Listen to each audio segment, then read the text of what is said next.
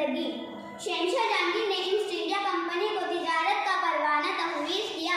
अंग्रेजों ने बंगाल में तिजारती मंडी कायम की और तब से ही अंग्रेजों के नापाक कदम भारत में आए।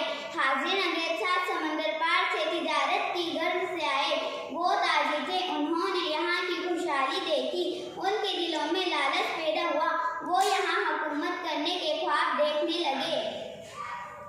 उस वक्त हमारा मुल्क छोटी छोटी रियासतों और हुकूमतों में बटा हुआ था।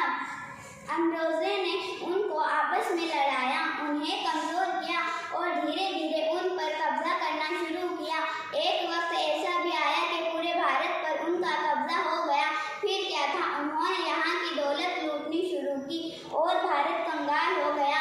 अंग्रेज मुसलसल जुल्म कर रहे थे, अवाम जुल्म के तले दबती चली गई।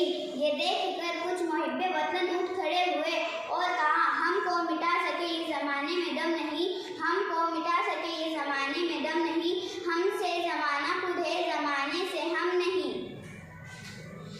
हर तरफ इंकलाब जिंदाबाद के नारों से भारत गूंज उठा। फिर लोग माने तलक महात्मा गांधी, मौलाना जैसे रहनुमाओं ने अवाम को बेदार कर दिया। आखिरकार अंग्रेजों को भारत छोड़ने पर मजबूर कर दिया। इस तरह 15 अगस्त 1947 को हमारा मुल्क आज़ाद हुआ। अब हमें आज़ादी की हिफाजत करनी है, मुल्क को तरक्की की जानिब बढ़ाना है। इतना शेर कहकर मैं अपनी तकरीर ख़त्म करती हूँ। जहाँ